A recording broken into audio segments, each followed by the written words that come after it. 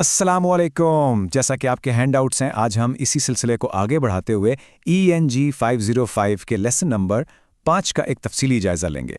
अपने नोट्स अपने सामने रख लें, क्योंकि आज हम बिहेवियरिज्म और ख़ास तौर पे उन सतूनों की बात करेंगे जो इंसानी रवैये और हमारी ज़ुबान को बनाते हैं। ये सेशन आपके कॉन्सेप्ट्स को बिल्कुल क्लियर कर देगा। अब इससे पहले कि हम बाकायदा थ्योरीज में घुसें, जरा एक लम्हे के लिए सोचें। आपका अपना माहौल या जो फीडबैक आपको मिलता है वो आपकी पढ़ाई की आदत को कैसे कंट्रोल कर रहा है? क्या आपने कभी नोट किया है कि उस्ताद की बस एक छोटी सी शाबाश या एक मुस्कुराहट आपकी लगन को कितना बढ़ा देती है और आप डबल मेहनत करने लगते हैं? बस यही वो खामोश जादू है जो आज के हमारे माहिर नफ्सियात आपको समझाने की कोशिश कर रहे थे। ओके, चलें जल्दी से देख लेते हैं कि आज के हमारे इस सेशन का रोड मैप क्या है। हम 3 इंतहाई अहम टारगेट्स कवर करेंगे। पहले हम स्किनर की ऑपरेंट कंडीशनिंग को डिकोड करेंगे, फिर ऑसगुड की मीडिएशन थ्योरी को समझेंगे और आखिर में हम थोरनडाइक के मशहूर लॉ ऑफ इफेक्ट पर बात करेंगे। तो चलें सीधा चलते हैं अपने पहले टॉपिक की तरफ, जो है स्किनर की ऑपरेंट कंडीशनिंग। तो ये ऑपरेंट कंडीशनिंग आखिर है क्या भला? B.S. स्किनर के मुताबिक ये एक ऐसा प्रोसेस है जहां किसी भी इंसान के रवैये को दूसरे लोगों के फीडबैक के जरिए या तो मजबूत किया जाता है या फिर बदल दिया जाता है। इसको ऐसे समझे कि जैसे अगर आप क्लास में कोई बहुत ज़बरदस्त जवाब दें और टीचर पूरी क्लास के सामने आपकी तारीफ करे, तो अगली बार आपका हाथ सबसे पहले खड़ा होगा, आपका वो रवैया और भी पक्का हो जाता है। अब स्किनर ने बताया कि जब हम कोई अमल करते हैं तो हमारे इर्द गिर्द से हमें 3 तरह के रिस्पॉन्स मिल सकते हैं। पहला है न्यूट्रल ऑपरेंट, यानी ऐसा रद्द-ए-अमल जिससे आपके रवैयों पर कोई खास फर्क नहीं पड़ता, बिल्कुल न्यूट्रल। दूसरा है रीइंफोर्सर, ये वो चीज़ है जो आपको बाकायदा हिम्मत देती है कि आप वो काम दोबारा करें। और तीसरा है पनिशर, यानी ऐसा सख्त फीडबैक जो आपको वो काम दोबारा करने से रोक देता है। अब यहाँ एक पॉइंट है जो अक्सर स्टूडेंट्स को एग्जाम्स में बुरी तरह कंफ्यूज करता है, और आपने इसे बहुत गौर से सुनना है। रीइंफोर्समेंट, चाहे वो पॉजिटिव हो या नेगेटिव, उसका मकसद हमेशा आपके किसी खास रवैये को मजीद डेवलप करना या मजबूत करना होता है। इसके बिल्कुल उलट पनिशमेंट यानी सज़ा का वाहिद मकसद किसी भी रवैये को उसी वक्त रोकना या ख़त्म करना होता है।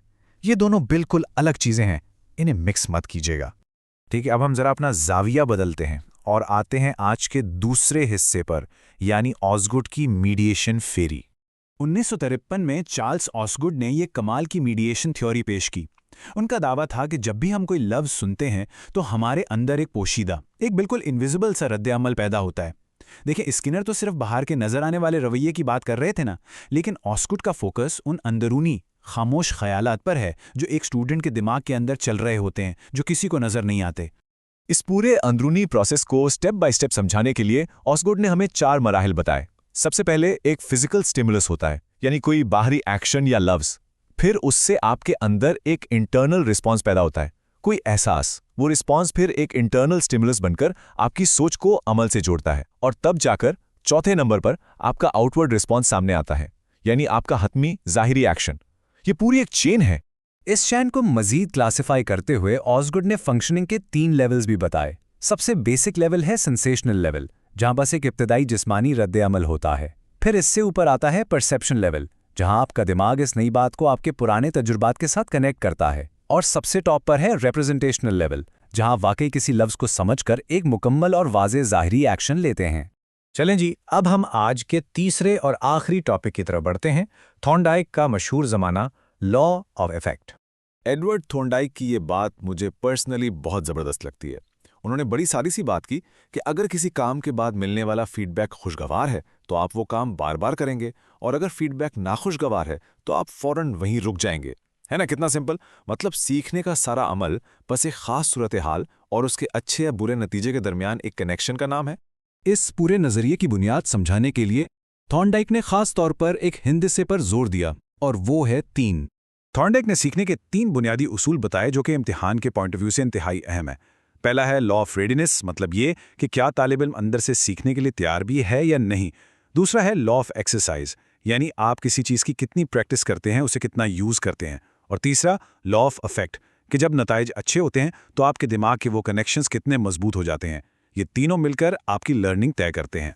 इन 3 कोर लॉज के साथ थॉर्नडाइक ने सीखने की 5 मजीद खुसूसियात भी बताएं। इनमें शामिल हैं मल्टीपल रिस्पॉन्स, यानी मुख्तलिफ तरह के रद्द-ए-अमल, एक खास रवैया या एटीट्यूड, पार्शियल एक्टिविटी, असिमिलेशन और एसोसिएटिव शिफ्टिंग। आप ज़रूर अपने नोट्स में हाईलाइट कर लें ताकि आपके जहन में इनका एक मुकम्मल खाका रहे। अब आते हैं हमारे अहम नुकात पर। आज के इस पूरे सेशन का एक क्विक खुलासा। ये वो जगह है जहां हम सारी कड़ियों को मिला रहे हैं। हमने देखा कि स्किनर ने सारा जोर बैरूनी फीडबैक यानी एक्सटर्नल रीइंफोर्समेंट पर दिया। ऑस्कुट ने इससे हटकर कहा कि नहीं, अंदरूनी और पोशीदा जहनी रद्द अमल असल चीज़ है। और थॉर्नडाइक ने हमें समझाया कि कैसे खुशगवार और नाखुशगवार नताइज हमारी मुस्तकिल आदत बनाते हैं। 3 मुख्तलिफ माहिरीन, 3 मुख्तलिफ नज़रिए, लेकिन तीनों का मकसद इंसान के सीखने के अमल को मुकम्मल तौर पर डीकोड करना था। तो अब मैं ये सवाल आप पर छोड़ता हूँ। आज का सेशन सुनने के बाद आपको क्या लगता है, इन तीनों में से कौन सी थ्योरी आपकी अपनी स्टडी हैबिट्स पर, आपके अपने एग्जाम की तैयारी पर सबसे ज़्यादा असरअंदाज होती है? ज़रा सोचिएगा ज़रूर। क्या वाकई आप अपनी कामयाबी को खुद कंट्रोल कर रहे हैं, या कहीं ना कहीं आपका ये माहौल, ये फीडबैक्स आपको चला रहे हैं? ये एक ऐसा सवाल है जो आपके सीखने के अंदाज को हमेशा के लिए बदल सकता है। अपना बहुत ख्याल रखिएगा और अपनी तैयारी इसी तरह जारी रखें। अल्लाह हाफिज़।